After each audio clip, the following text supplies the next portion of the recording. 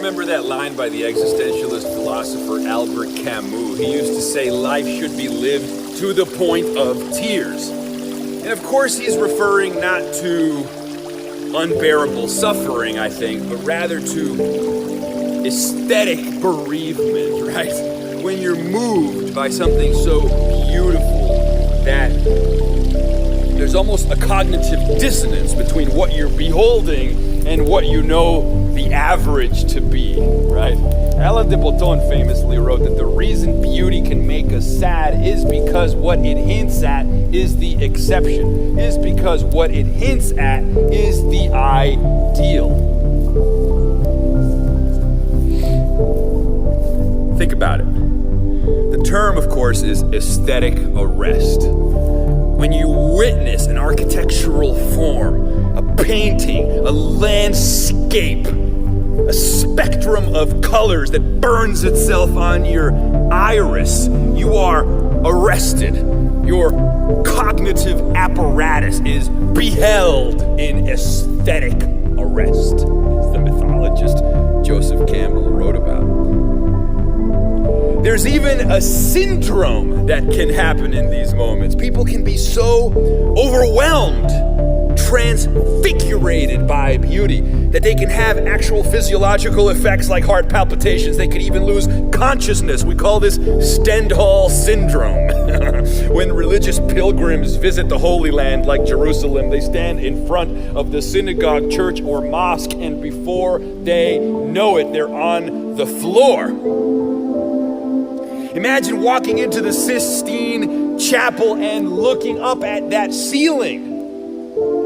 Beauty is an altered state of consciousness. Beauty is an extraordinary moment of poetry and grace. Beauty cracks us open, and as Leonard Cohen said, it is through our cracks that the light gets in.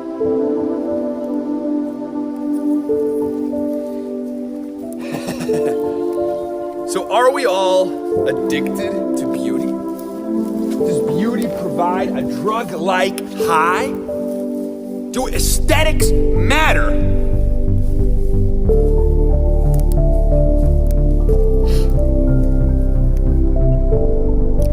I remember watching Jordan Peterson talking about why you need art in your life, and he cited people in a museum looking at the Renaissance portraitures and gawking in astonishment at billion-dollar art collections, and he asked himself, what are they doing?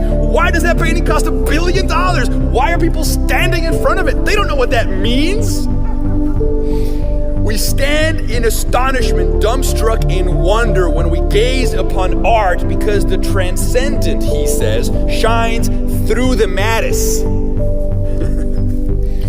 You feel the same thing when you walk into a Gothic cathedral. Even the atheists among us are held captive by the light coming in through the stained glass, which is like light going through trees.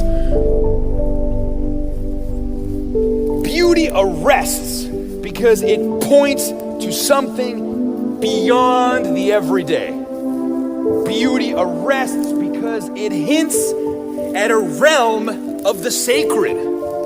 Beauty arrests because it awakens the religious impulse in us. Beauty can shake us out of our jadedness.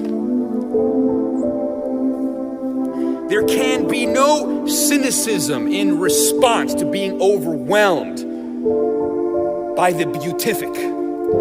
Form and function matter.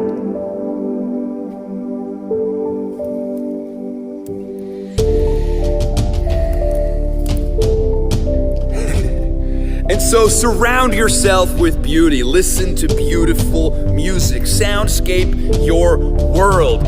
Curate your environment. Choose diligently the people you share time with. As McKenna said, you become what you behold. Introduce some art and beauty into your life. It'll seep into your pores. It'll change what lies within. It'll transform the deepest part of you.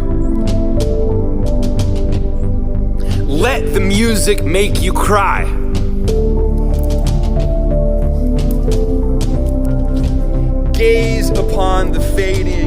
sunset. Weep before the sadness.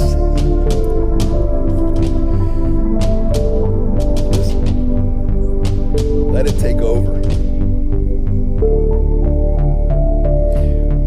Why do we cry when we see something beautiful? Because of the cognitive dissonance that needs to be resolved. The moment of catharsis is the moment of absolution. It's the moment when the wrong becomes right. So